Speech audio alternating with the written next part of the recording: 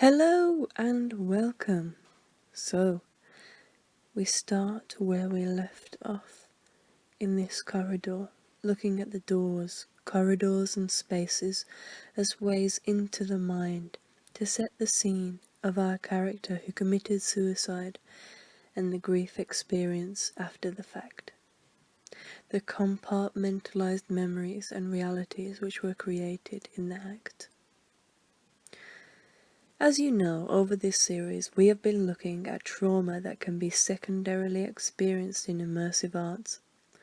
In this very episode we are going to be looking at bringing the digital into 3D representations and the experience this brings to an audience.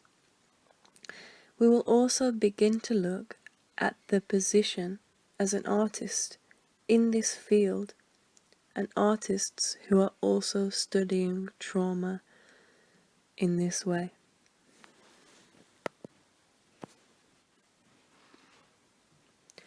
So far, we've had a lot of fun creating the work digitally and through illustrations. We've had a go at Unity, game creation, storyboards, video editing. We've had a fun go at showing our work, but now we are progressing into 3D models.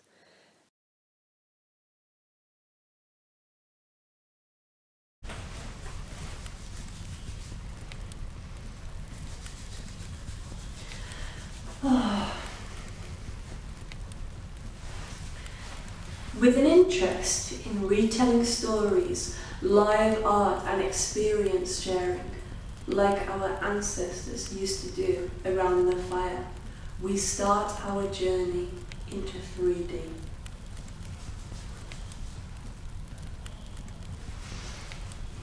Entering Tim Shaw's Soul Snatcher Possession at San Diego Museum of Art is like going into a disturbing haunted house designed by Amnesty International, where what's scary is the fact that it's completely rooted in the horrors of the real world. You walk down the corridor and you turn and there's a door and you see in front of you what I call the blind whistler. Then to the left is this scenario where in the middle somebody has been hooded and tied up, and they are surrounded by three other figures.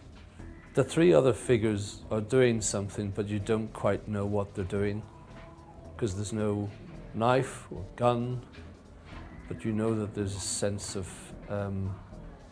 threat, impending threat.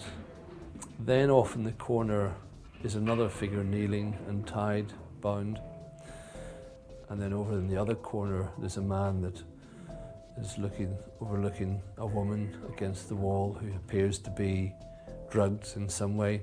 You don't quite know what's going on other than it's a kind of a build-up of fear or threat that something is happening or something dreadful is about to happen. Even the materials Shaw chooses to work with add layers of meaning to the piece. It figures in a room that are fabricated from old clothes and pillows onto metal frames. And I started to begin to test.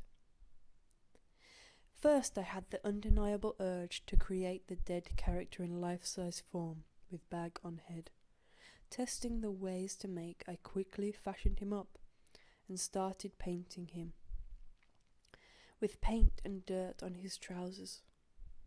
I wanted to test many ways of making him and looked to my idol Tim Shaw, with his tights, stuffing and human clothes distorted and with metal wire wooden frames.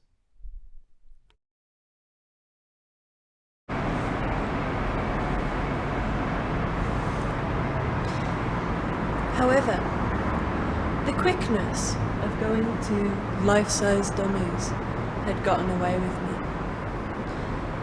And I started to feel like I wish that I would have tested other opportunities, like the layout of the piece.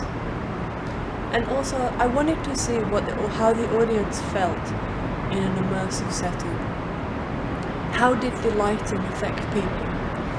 How did the music affect people? So, I decided to go back to the storyboard and look back at my drawings and start smaller into 3D. I made small models, small clay models and candles, and made a mock-up. It was great to see the audience in that space.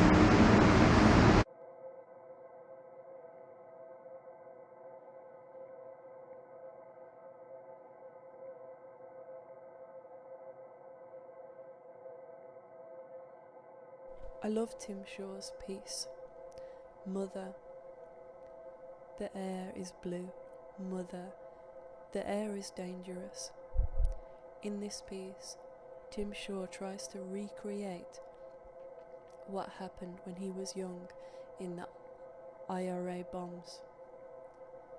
The air is blue. Things are in slow motion. You enter that room, you are immersed in an old memory, a traumatic memory, a recreation, a retelling, a secondary trauma reenactment to the viewer.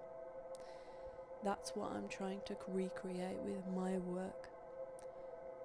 My work looks at the suicide of my partner and tries to recreate those times, those memories of him.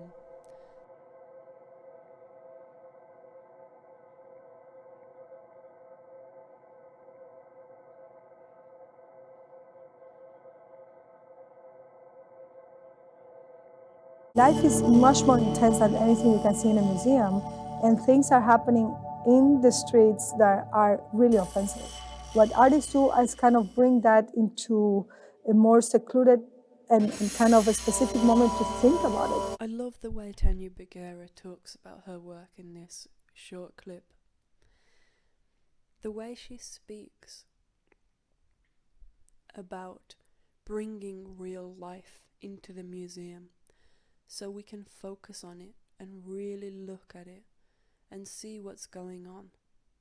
I think that really moved me and really heavily focused me into what I was trying to do with this piece of art and what I was really looking at.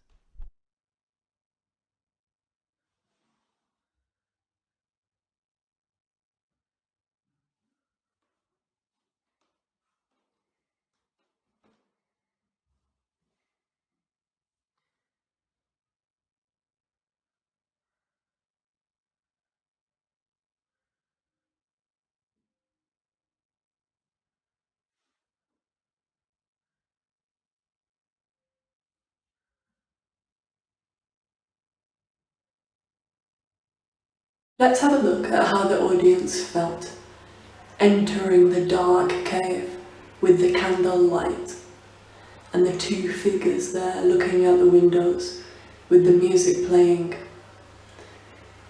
I wanted it to be very immersive. Let's have a look at how they felt.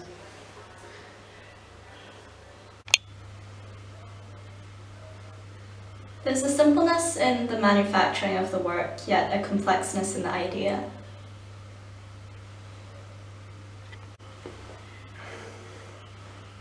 I was really engaged by the darkness of the space and the ritual qualities of the candlelight. It was like I was transported to a graveyard.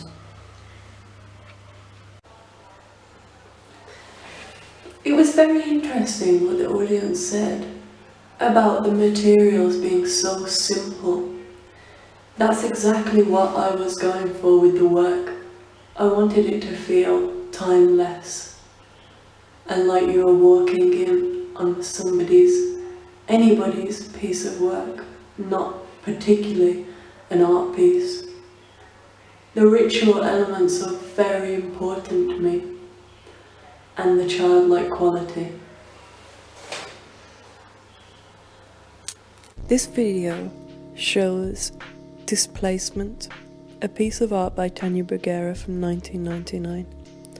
This walking piece of work by Tania Bruguera caused so much political commotion in Cuba. I love the allegorical way she shows the truth about a religious act of using dead people for witchcraft and spell making, which has horrendous consequences, which is the reality in Cuba. What I loved about it was how much attention it got by people from walking out into the streets. Also the trappedness of the art piece that the character wears expressed so much to me that really linked back to my character. I looked into using people as the characters in the room. However, the feedback I got that the bag on the head character felt like a jump scare when it was a real human, and it didn't express the care and love I hoped you to feel. Amelia Francis Wood's Deflation of Red Skins. After seeing these pieces, they had a lifelessness which to me expressed a kind of deflation, an inward-looking self-focus of left behind life. The emptiness of them left a lot to the imagination. Caring on a person and being able to feel them in the room, gently at your leisure, but with the immersion still. It's a whole different experience, like with Tim Shaw's Soul Snatcher Possession, which I think does all of these things to a perfect amount.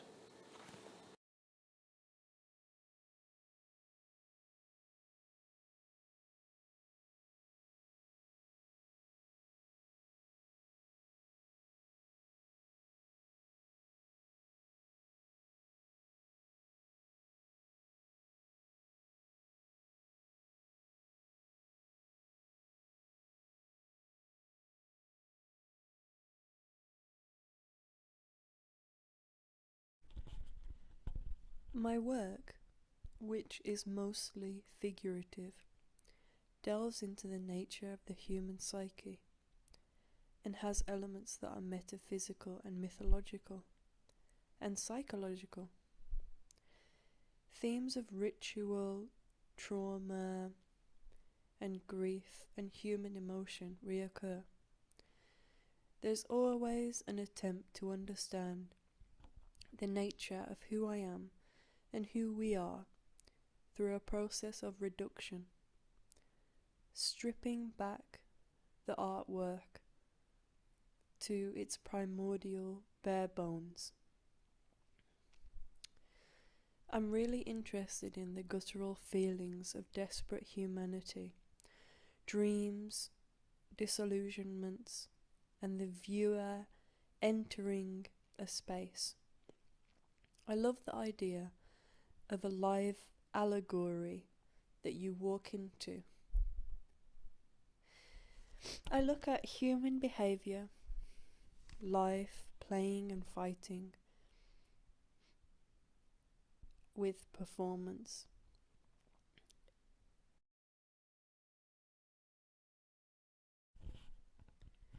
Immerse yourself in mesmeric reality, questioning guttural feelings of innate humanity, leaving one weak to desperate truth.